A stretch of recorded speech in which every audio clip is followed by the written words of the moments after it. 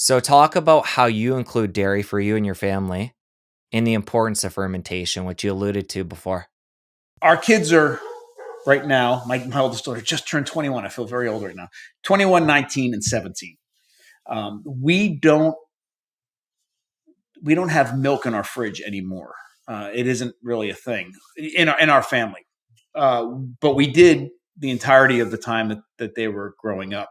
And all of the milk they had access to was 100% raw milk. And I had to travel. I had to cross state lines and regularly to illegally purchase the milk, then break federal law, going across those state lines and have the milk. In fact, we used to buy, I forget how many gallons a week, and we would drink that milk. I would make all of our butter from the cream. I'd make all of our cheese from the milk. So we'd make the yogurt from the milk. So we would go buy this raw dairy and then turn it into a bunch of different things that we're eating as a family. Good raw milk is, to me, the healthiest milk there is.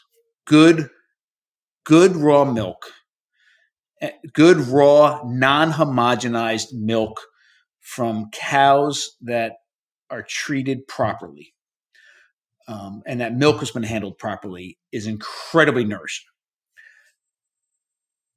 But one thing I do want to say, because thankfully raw milk is getting a lot more press in the past, actually several months, than it has in a very long time.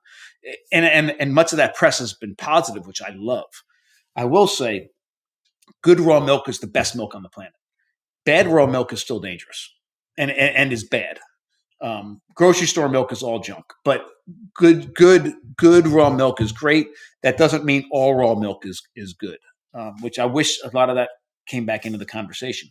However, what I want to stress in this part of the conversation is that drinking milk is not a traditional way of consuming dairy. There's two groups, the Maasai and the Samburu, who consume raw milk and blood every single day, is traditional, and they're drinking milk. But otherwise, I've never seen a traditional group in the world drink milk. They always ferment it into something else. It could be turning it into clabber, turning it into kefir, turning it into yogurt, turning it into cheese, turning it into a number of different things. But the fermentation of milk is incredibly important. And what's weird about this country, and actually the modern world surrounding dairy, is that the entire system is built around consuming liquid milk. And nothing about that is ancestrally appropriate. Now, we did, as babies, consume liquid milk. Like we're mammals. That's what we do. In fact, that's kind of defines us as being mammals. But this is what happened when we consume milk from our mothers, right? So number one, that milk was raw coming out of our mothers, and as soon as that milk leaves our mothers, it starts fermenting, and it comes into our bodies as infant humans. And I do believe, we've talked for almost 2 hours about the role of processing in our food and how we're not designed to eat most of the foods that we consume without some sort of processing. The one food that we are perfectly designed to consume is raw dairy from our mothers. But that's only when we're infants, right? So when we're infants, that milk comes in, it's in the process of fermenting. It's loaded with bacteria. That milk is at is at body temperature, and those bacteria are designed to operate best at body temperature. And it comes into our bodies as infant humans, and all of a sudden, and our bodies have produced naturally all sorts of enzymes to properly deal with that milk, things like lipase and lactase and a protease enzyme, depending on what animal we are, that helps coagulate it.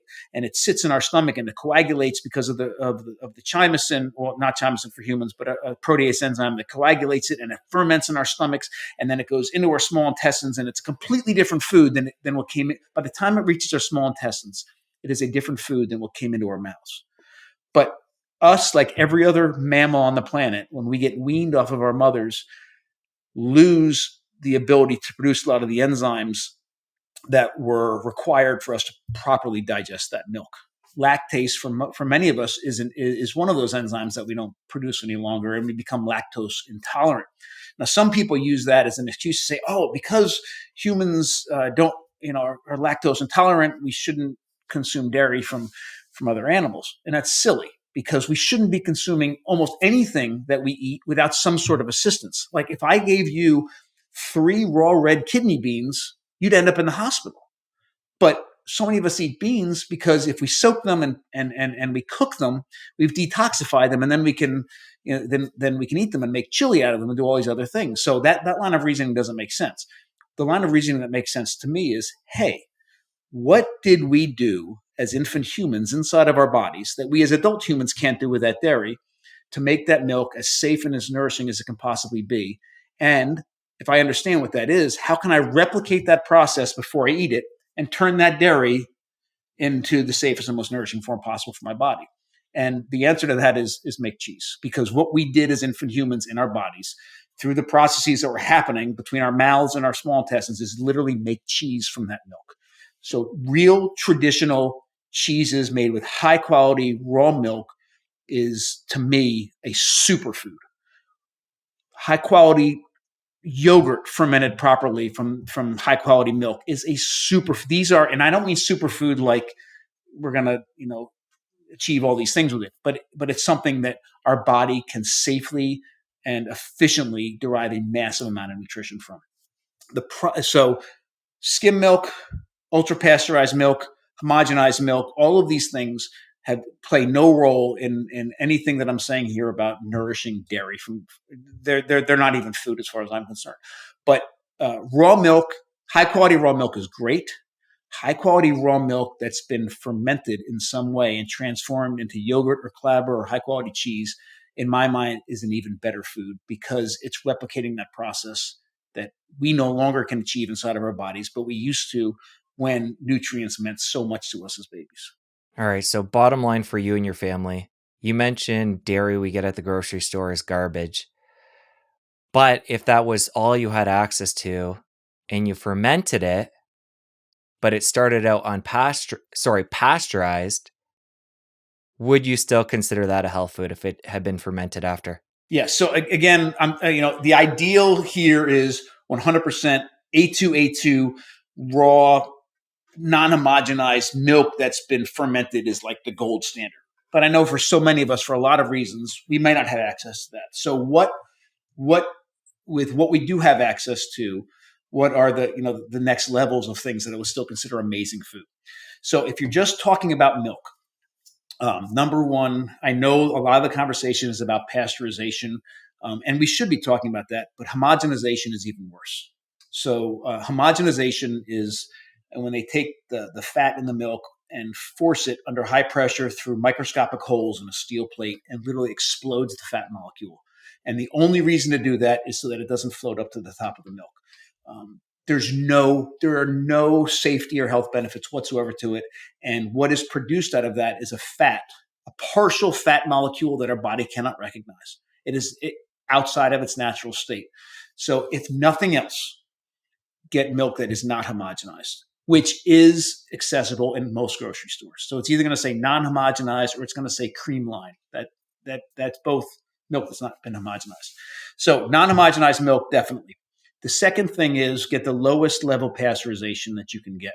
So there's different levels, right? There's pasteurized, there's ultra pasteurized, and there's ultra high temperature pasteurized, UHT milk, which is milk that's been pasteurized at such a level that it can sit in a box on the shelf for like 2 years. I would never drink that. And I actually would never drink ultra pasteurized milk either. So pasteurized, non-homogenized milk is the best bet. And if you have access to it, if it says vat pasteurized, it's even better. And the difference is that the two different ways to pasteurize milk at that level is either take all the milk, put it in a big container, slowly bring the temperature up very gently, hold it, and then bring it back down. That's a very gentle way to do it. That's vat pasteurization. That's the preferred method. The other way of pasteurizing is to put it in a little pipe, and it goes through and it gets in that pipe, it gets flash heated really, really, really fast. And it's more detrimental to the proteins than the vat pasteurization. So vat pasteurized, non-homogenized milk is a great bet. One of the problems is that most organic milk is ultra pasteurized. And the reason it's ultra pasteurized is because obviously it's more expensive to produce organic milk, and ultra pasteurizing increases the shelf life. So it makes more sense from a financial perspective to just really push that organic's all over the label, and then very small it says ultra pasteurized. I would actually rather, for me, and if I was buying it for me or my family, I would get the non-organic version of it that's just pasteurized as opposed to ultra pasteurized. So if you have access to it, and some people do, A2 pasteurized, non-homogenized milk is probably the best thing you can get at most grocery stores. Then, if you were able to ferment that, you would take it to the next level. And a good friend of mine, David Asher, if everybody wants a cheese making book, he's written 2 incredible books. He's amazing, but he calls fermenting dairy unpasteurizing. It doesn't undo all the problems with pasteurization, but it does mitigate a lot of the issues. It puts a lot of things back in place that were destroyed during the pasteurization process.